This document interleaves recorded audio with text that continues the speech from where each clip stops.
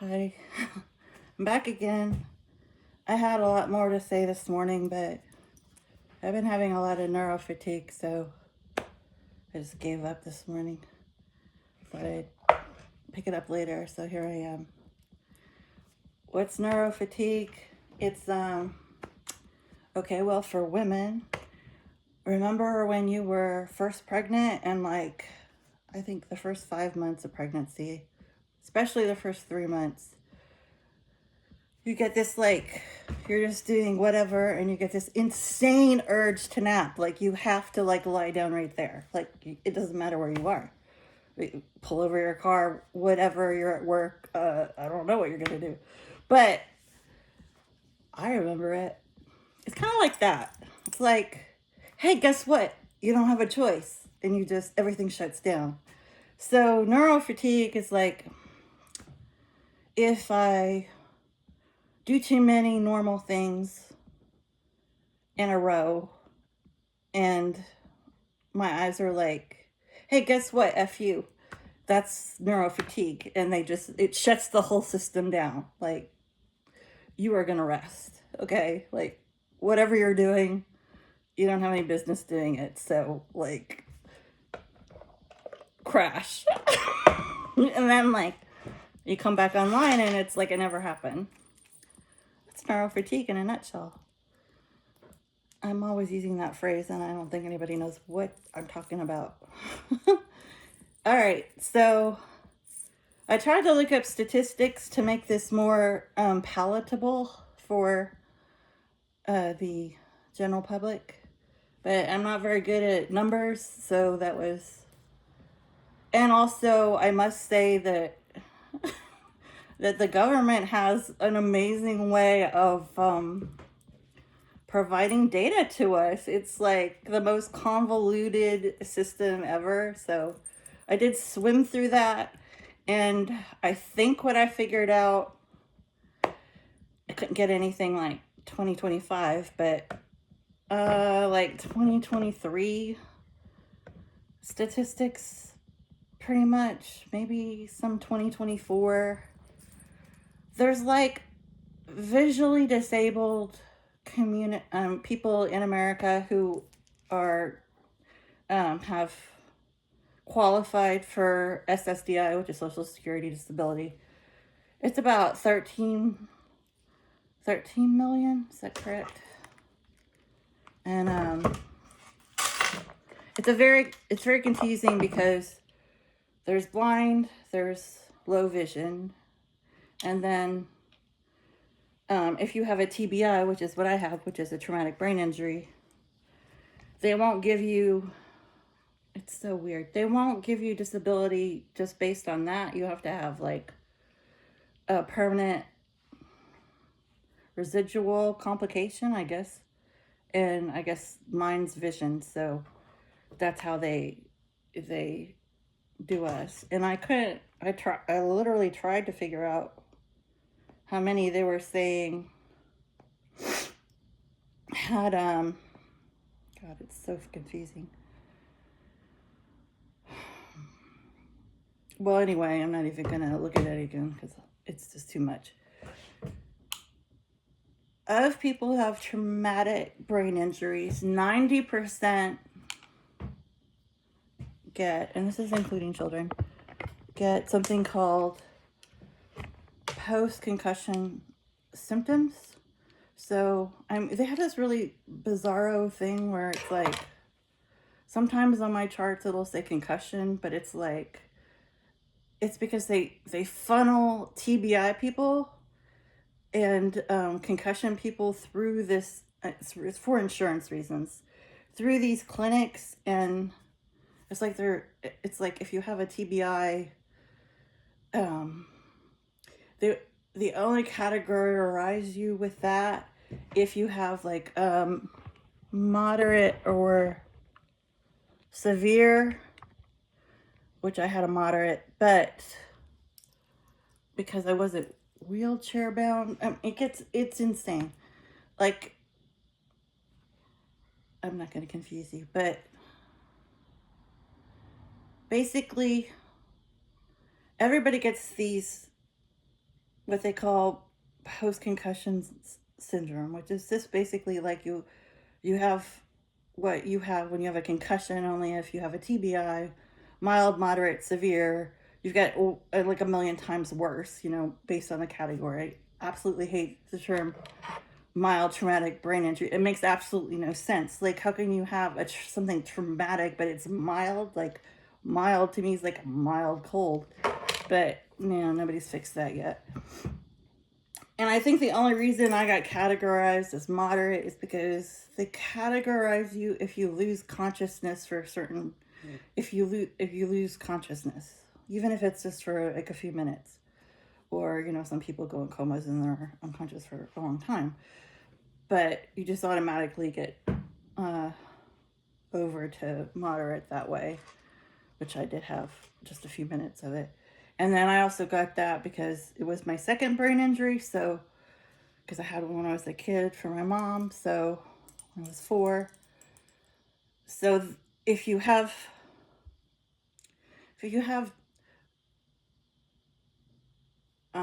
multiple brain injuries or concussions, as they say, in your lifetime, then you're basically like kind of put in this, like, nobody's saying it, but it's like, yeah, you're in a different category. Because like the more time, and that's why football players, soccer players, it's like they know they're effed, we know they're effed. It's like a problem. Because like the more times you do, like I showed this morning with like the sponge in the fishbowl, like the more times you jostle the brain, it's gonna hit like the front.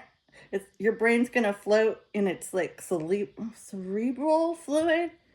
It's gonna, if you get hit, it's gonna be jammed up against your skull. Okay, that's one hit. Then it's gonna go back the other direction and hit the back of your head. Okay, now that's 2 hits.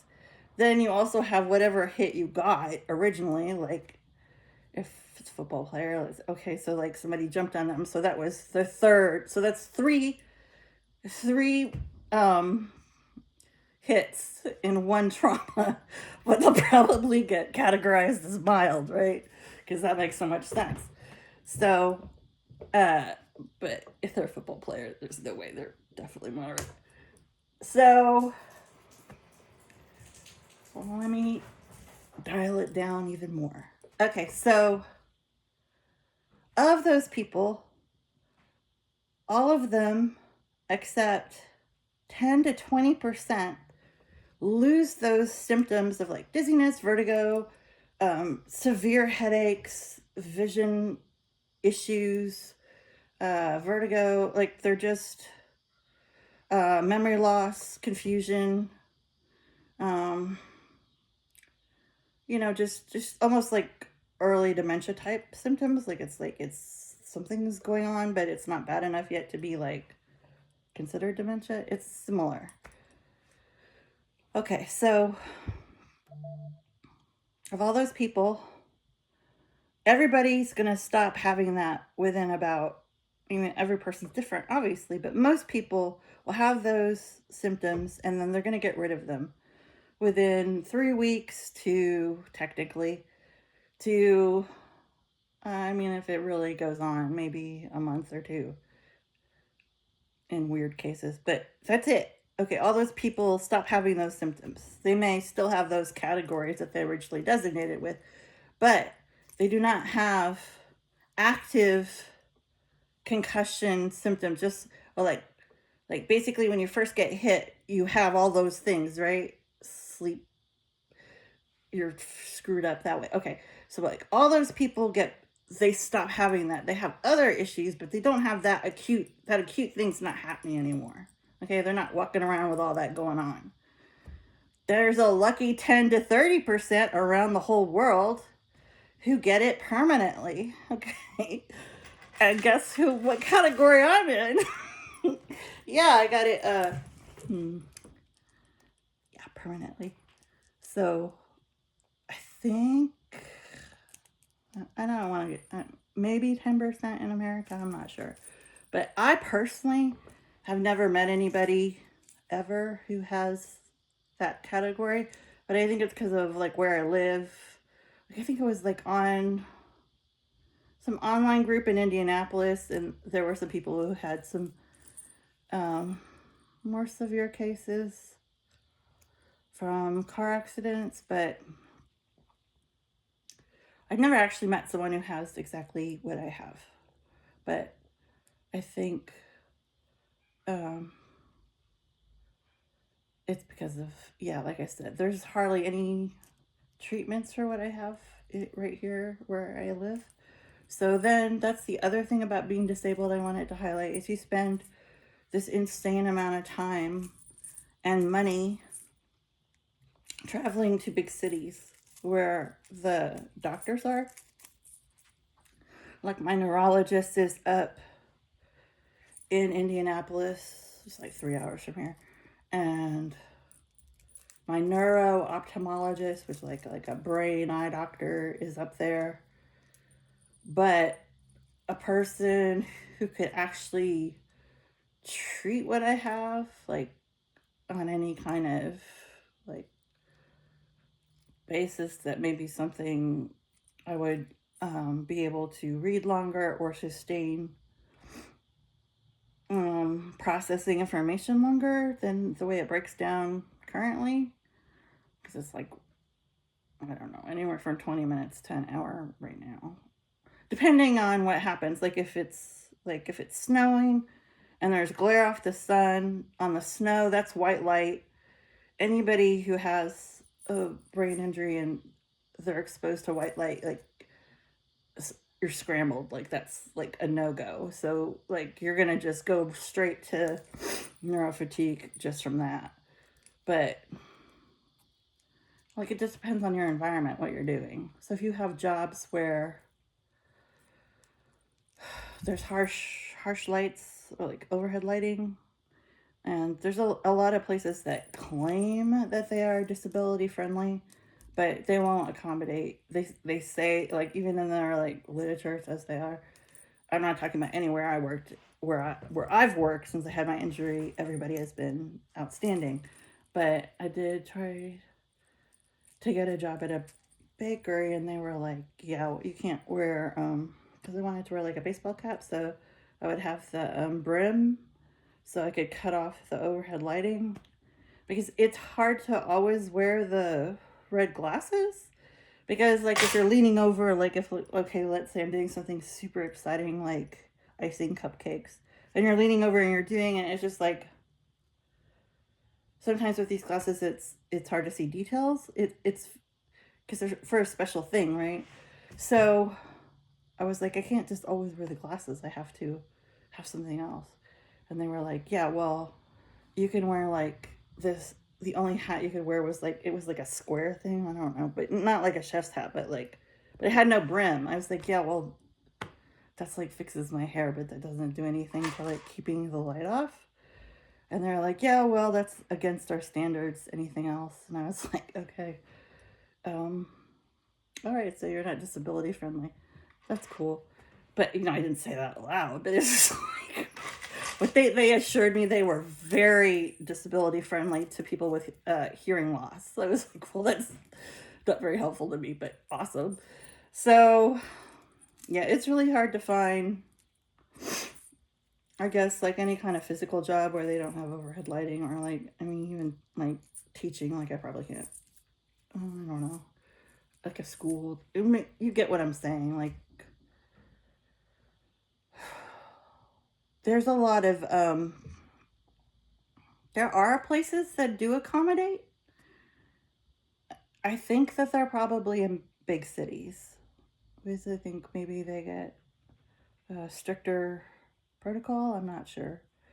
But yeah, I mean, I know people who they have to spend, hundreds of dollars because they have to stay like hotel and like go stay somewhere for outpatient therapy, like in it, like 10 hours away, because that's the only place that has treatment for them. It's like there's only so many specialty clinics, really. There's like Mayo Clinic. Um, oh, I'm forgetting some of them, like Duke. Um, there's I'm losing it with like which ones they are. But there's specialty clinics dotted around the U.S., but they're all like long distances, really, for most people in the Midwest. Anyway, Chicago would be the closest place I could go, but that's where the doctor from Canada wanted me to go, who's like a specialist in what I have, because he was just like so amazing, and he had a special conference with me, and he's like on YouTube, and shout out to he was just the best. Um, but he sent me to he wanted me to go to his friend in Chicago, but Medicare won't do that. Because there's this other thing with brain injury where they're like, okay, after 5 years, it's like the 5 year mark is like everybody's like insurance push date. Like they really don't want to treat you that long. Like they super don't. But I'm like a pain in the ass when it comes to like getting treatment. Like I'm really persistent. So I guess I pushed it to the max. I'm getting 5 years. I don't give a shit who says I can't. And because I'm going to talk them into it. So I don't know whether they just didn't want to see me again and they just pushed me through. I don't know. Because they have all these standards. Like they're like, they have this thing where they're like, you have to be kind of, I don't know, what do you like secretive or something? Like, which is doesn't make any sense with the medical model.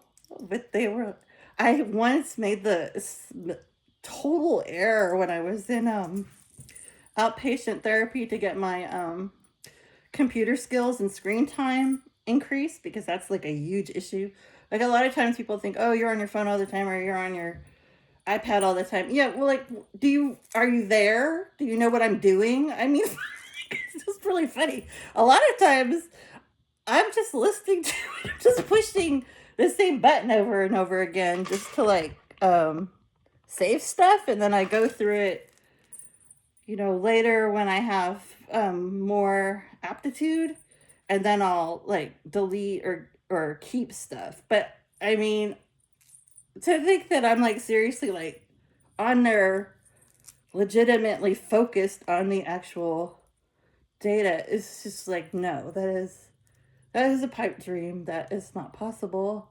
I wish I was doing that. I would love to do that again. I haven't done that since like 2018. So yeah. Let's see what else. Oh, I was talking about the medical system. Okay, yeah, they're really funny because uh, I was doing the computer thing, right? And I guess I've been going to that program maybe a month or something, and then they were like, yeah, what happened to your scores? They're really going down. I said, oh yeah, I have some neuro fatigue, and it was like the whole place stopped. They were like, did you say neuro fatigue? And I said, yeah, like, like most brain injured people have it, like, you know that, right? You're a professional. And they were like, oh, you can't come here anymore. And I was like, what? And they were like, yeah, you have to leave the program because if you have neuro fatigue, that means you're not capable of improving. And I was like, but my files, I've been improving I've been improving every week. and yeah, but yeah, don't say that. So there's just all these like crazy in and outs. I mean, for the most part, everybody was amazing, but there was just some like basically like insurance companies are like, okay, you have an acute phase after your brain injury, and they're pretty much like, okay, yeah, push it to the max, just do everything and get out of here in like a month, and like with whatever you've picked up in that month, just that'll be your treatment. It's like it's kind of like with lawyers, because lawyers are another funny thing, because I wanted to do a civil case after I won the criminal one, but like I ran out of what is that, the status, what, like the time status that you're allowed to file a case after it's happened, statutory of limitations. they were like, because it was during COVID, and then I was really, I had to keep my job because I had to keep my insurance. So I only took 3 days off when I had all those staples, and I went to work. I just put a hat on over my hair, and I just went to the hospital and worked that way. I mean, fuck knows what kind of job I did, but I was there, and um, they're basically like, okay, so after that period of time, they want you to um, show you have to show you're continually improving, like by leaps and bounds on these percentage scales. And if you're not, they're just like, okay, well, it looks like you've reached the end of your, oh wait, I'm talking about the medical stuff. You've reached the end of your like limit of physical improvement. As long as they say that. It's just like, I would always be like, no, I have not. Like, I'm going up more. Okay, it's like, can't release me like this. Like, I have to be like, I have to like function in society. Like, I've 0% desire to sit at home and be a disabled person. Like, 0%. I'm too young. Like, I'm not doing that. And they were like, oh, okay. Like, I was like, oh, we've got a hard case on us here. Somebody who wants to work. And so then they'll give you like, so then you have to keep, what they'll do is they'll let you work on yourself for a period of time, and then they'll evaluate you, and then you pass your test, and then they drop you. And then you either go try to get a part-time job, or I guess you keep doing your eye or brain exercises at home and you just live off your disability check. But then if you start to you get worse, you know, like suddenly your periods of not being able to read or not being able to like even read the numbers on a microwave, like that's all like, you know, yeah. So like, come back when you crash. Yeah, when you hit rock bottom, come back. So then you're allowed to come back, and then you do the whole thing where you go back up, and then they're like, but then after a while they're like, hey, you're not like ever staying up. You're not. We really, if you're not you can't crash anymore. Like, you're out of crashes, you know. No, you're not worth saving anymore. So then, yeah, then you're cut off. So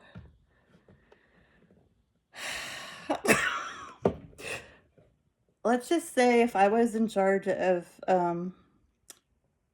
treatment for patients who, especially victims of violent crime, I would not cut them off if they were improving. And if they naturally decline, and like if you naturally decline this much, you could still push yourself back up to the higher level if you got to keep doing treatment. But they just want you to, they're like, no, just let her go all the way down to the floor, and then, you know, we'll have a slot open. So it's a crazy system. Okay, what I was trying to say about the lawyer thing is, okay, the statute of limitations, this is a good one. Because it took 1.5 years, almost 2 years to win the criminal case. Yeah, that's right. Definitely 1.5 years. Maybe 2. Guess when the statute of limitations runs out for a civil case? 2 years. So as soon as I finished that case and I was going to pick up another case, they were like, oh, that's over with, you know. And then they were made all these jokes like, oh, you can't get blood from a turnip anyway. I was like, I don't know what you're talking about. Actually, I did, but I didn't want to say that. Yeah, I understand that people are, you know, I get that probably somebody who's robbing you doesn't have a lot of money. I actually comprehend that. So yeah, probably suing them, I'm not going to get much. I understand that. But who's going to pay all these medical bills, you know? And then, oh, you just get on disability and then you get on Medicare. But Medicare is like, I'm grateful. I'm grateful for being on disability, and I'm grateful for any medical benefits I have access to. However, it really depends. Let me say this nicely. It really depends on what your disability is, on what you can get with Medicare. Like, eyes and ears are really not the top priority. They're really into wheelchair bound. Like, I'm not just saying paralyzed people, but like, um, and rightfully so. I mean, I think somebody with an amputation definitely, needs like a prosthetic. It definitely should go before me for sure. But there's just all these weird um, competitions between groups of people and like what your ailment is. And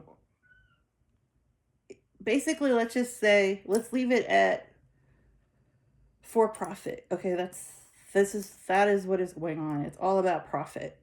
And dare I say, it might be about which disability is more profitable. I might say that under the cuff. And guess what? Invisible disabilities are they're tricky, right? Because on one hand, it's like you're so lucky, right? Because I can walk in anywhere and people don't know I have a disability. Okay, so that's an advantage. It's a disadvantage when you try to explain to people, especially employers or even family and friends, like, okay, I can't do this or that. Because it's like they look at you and they're like, actually, you look better than people who are not disabled. I mean, you look better than, like, quote unquote, a normal person. So you must be exaggerating, or you must be lying, you must be whatever. It's like people don't believe you. And then there's this other thing that I'll say I do as a disabled person. I'm certainly not going to say anyone else does it, which is you want to have dignity. You want to be yourself. Be yourself would be being the person you were before you lost the ability to do all the things, right? Because my reading and writing, like I was a librarian, and like social workers are known for taking statistical analysis, writing reports, case management. I mean, like, okay, those are the two degrees I have. You don't really want a librarian who can't read, do you? That doesn't really make any sense. So, yeah. So, what would happen is I would just learn all these extra techniques that I came up with myself, like shortcuts around everything. I think a lot of people with disabilities do this. I think a lot of people. I think you would be shocked how many people are, disabled in one area. They become like a mastermind in everything else. It's crazy. It's like I have been sharper figuring out every different way to get around my disability. I mean, that in itself is a full-time job that I think I'm good at. And then you do this thing, it's called acting, where you like pretend that you do not have what you have because it's socially inappropriate. And like nobody wants to hear if they're in a rush and they come in to get copies or they come in to get information. Absolutely nobody wants to hear, oh, I'm sorry, I'm disabled, I can't, it's going to take me a little while, and they like have to go pick up their kids from school, or like, it's like, that's not the thing to say. The thing to do is to have already figured that out ahead of time, get around it, and produce what they need, like a quote unquote regular employee. And it's not good for your self esteem to be like less than, I don't think.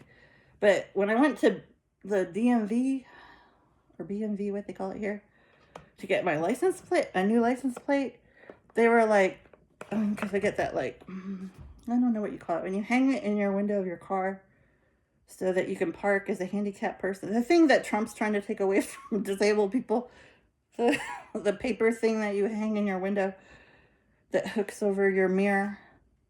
Yeah, I got that, no problem. But then they were like, okay, do you want us to put the disability wheelchair on your license plate? I was like, no, no. And they're like, well, you're like the first person who ever didn't want it. It's free, you know? And I was like, yeah, I'll pay to have one not on there. Like, why do I want strangers to know I'm disabled? Like, what? I mean, I need it for the parking in case it gets dark because a lot of times I would go somewhere and be light out and I wouldn't need to be closer, but then when it gets dark, it's harder. Um, it's harder with like parking lot, like, you know, like parking lots have like those categories like zone F, zone E, parking A, or they'll be numbered. Like if you go to the gas station, that's like gas nozzle 5, 7. Like if I fuck up the numbers, sorry, I shouldn't have said that. If I screw up the numbers, like I'm not gonna find my car, and that's why when I go to fly in an airplane, I always get a disability assistance we're allowed to do, and like they'll meet me at the gate and then walk me to whatever gate I have to go to because it's hard to read those teleprompters because they have all the data and it's all smashed together and like my eyes will the lines will merge, so I can't, like, I don't want to get on the wrong flight or go to the wrong gate because I couldn't comprehend which line was where and which number was.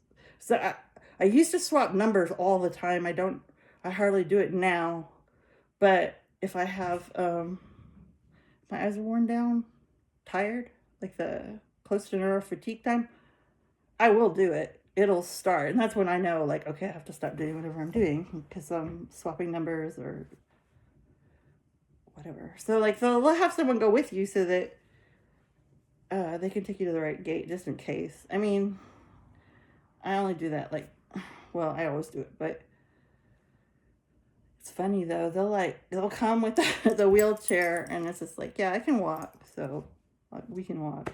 I'm not gonna sit in a wheelchair when I have a vision numeric issue. I mean, I can walk.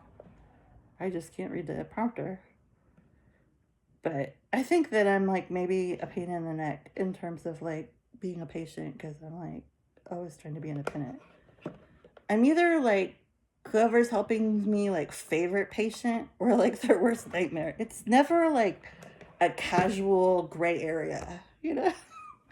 All right, I'm gonna just say this last thing about the civil case and then I'll wrap this up because I'm getting close to time. I had to change my shirt to black because I looked at that video I did this morning and I thought it was the cutest sundress. I looked like 30 pounds fatter. I don't know what the hell. Maybe it was the pattern or I had like the camera too close. I've done that before. I've had this camera on and I have it right where it makes me have a double chin, like the way it's whatever. But I was like, I'm wearing a black shirt. Okay. So where was I? Oh, statute of limitations. Okay. Here's and I had the best disability lawyer in the world. I love him to pieces. Great guy. Been practicing for like 45 years. But I also had a great judge. For both cases. Here's my question. Okay, if you are taking someone on a civil case, in my opinion, that means something serious enough happened that you need to go to court for a civil case, okay? You're not going to do that just to like blow money. I mean, nobody's going to go to all that trouble and go see their perpetrators unless it's a real significant reason you're doing it. So to me, it's like they need to start that clock with the 2 years after your treatment, okay? Like most people who have been injured enough that they need a civil case, they're probably in the hospital, okay? They're probably messed up physically, okay? Or emotionally, who knows? But whatever the case is, like, they're not themselves, and they're, Like, I couldn't even read like a document to even decide whether to go to a civil case until the time I finished enough therapy that it was now the statute had run out. I was like, but I just learned to read. They took it away from me. They're like, no, time's out.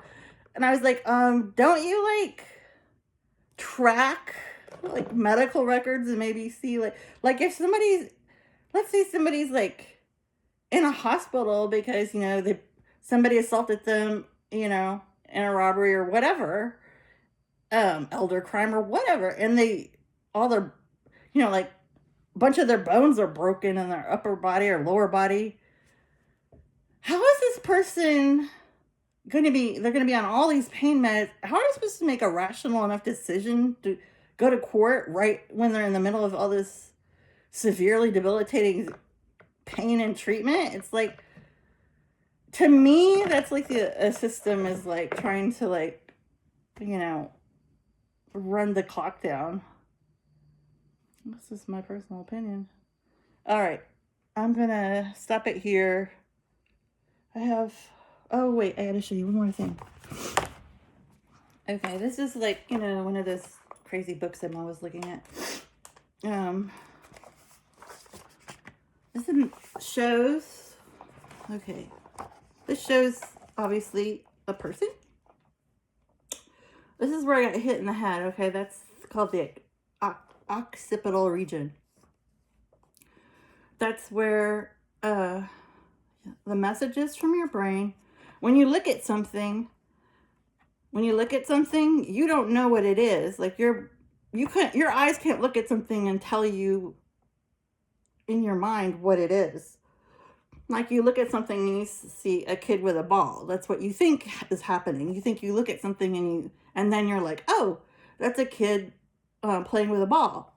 Well, the only reason you know that is because your eyes see it, and then all these big veins that go to the back of your head, back here is where that's processed, and then it shoots the and okay, like this whole time it's going over here, you don't know it's a kid with a ball. You don't know anything yet. You do nothing. You don't know anything. You know you're seeing a shape. That's all you know. That's how fast this happens. Okay, when it comes back, it tells your eyes, hey, that's not just a shape or a shadow. That's a small child with a ball. And then you get the brilliant idea. Oh, I'm looking at a kid playing with a ball. Okay, see how this all works? Like, if with a brain injury, what it does, it scrambles all these connections. Okay, so they regrow. They're sheared off, like from the blunt force of the object. So like if a football player, soccer player gets hit by a ball, it can actually shear these actual, like, look like tendons. It can shear the neuron sheath, is what it's called, completely off, like just like cutting a lawn. It's sheared. It's separated. So there's no message. It's the connection's gone. Okay, you can be saying, you know, looking at something. That's why, like, people who have severe brain damage, you ask them something and it's like they can't respond. Like, it's like, do you like your soup? Well, they can't figure out it's soup because there's nothing is happening here. Okay, so then then everybody's like, oh, there's neuroplasticity. And I'm not saying I don't think that's amazing. I love neuroplasticity, which basically means your neurons will regrow. Okay, those message, I don't know, vessels, those will regrow. Okay, that's neuroplasticity, means your brain is always acclimating to whatever's happening to it. So like if you're a caveman and, you know, you get chased by a saber-toothed tiger and it doesn't eat you or anything, but by running so fast away from it, you know, you accidentally, you know, slam your head in a tree because you're so busy looking back at the tiger you didn't see the tree in front of you. Okay, you could then have that loss of shearing of what I'm talking about. Okay, so so it regrows back, okay, which is so it's like neuroplasticity means your brain, if something goes wrong, and I'm sure this is plasticity in all kinds of other areas of your body, autoimmune disease, and I mean that's always a big hot issue with paralysis or autoimmune disease. Can nerves regrow back without stem cells, with stem cells, whatever. But yeah, that stuff will reconnect because your brain is always adapting to what's going wrong. Like, no matter what happens to you. I mean, like a shark could have like a missing eye, but it's like its biology is going to try to make up for that to keep it alive, okay? I mean, a shark's probably a terrible idea because sharks are like ruthless. Okay, let's say like a dolphin. So the problem with it, even though it's amazing, is it's like when something is orchestrated in the womb, it supposedly, if nothing goes wrong, everything is beautifully made. So it's like everything reaches where it's supposed to go. All the veins go where they're supposed to. Your blood flows like it's supposed to the right organs at the right time.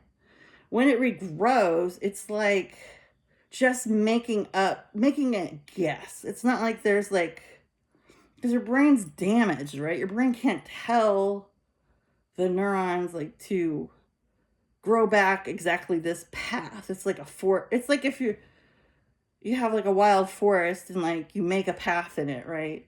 Well, what if like a storm comes and covers up that path with like debris or wind or whatever, and then you try to recreate it? Well, you probably don't remember where it was perfectly, and you'll probably screw it up, or you'll get close, or you'll make it better. Who knows? But that's the point. It's like your body's going to remake those connections so that there is some kind of message getting through, but they're poorly done readaptions. It's like your body just does whatever it can with what it has, right? Like just like a kid in a poor area is playing with a tire. It's like, yeah, they would rather have a really expensive, like, I don't know what they call those silly cars that you remote control cars. I mean, kids are nuts so about those things. It's like, of course they would rather have that. They don't have that because these are all the assets that they have to work with. The tire and the dirt. That's all they have to use. So they're going to use it to play to the best of their ability. It doesn't matter what should happen to make them have, like, I don't know. That's too materialistic. I don't even think it matters whether you have something expensive or something inexpensive. It's really like your environment and who you are, but let's pretend it matters. Okay, they probably have a more exploratory, more highly advanced experience with this technology over here. They probably learn more because there's more to work with. But that's not an option. So it's kind of like that. It's like, this is your old brain and how it worked. And when it sent messages, you got the message immediately. Kid with ball. There wasn't a problem. Now you got the tire. It's like, it may tell you, yeah, that's a pig in mud. I mean, it's going to tell you whatever. It's going to tell you whatever it can wire itself to tell you. It doesn't mean it's the truth. I mean, it's a guess. It's whatever. It's second, third, fourth best. It's not the original masterpiece. Got it? Okay. All right. Sorry about my attitude. Whenever I talk about disability, it's almost like I need to like meditate before, because I get so worked up. So, and I do that with crime advocacy too, which I plan to join a gun violence consortium because I really want to do that kind of work voluntarily. But I'm going to have to master self-discipline and improve my communication skills because I definitely get way worked up. It's kind of like if somebody's like Republican or Democrat and it's like somebody starts talking about politics, they get all worked up. Like immediately, it's just like an instant like, I'm like that about disability and crime. I just made a horrible face. Okay, maybe I'll edit it out. I probably won't. Okay, bye.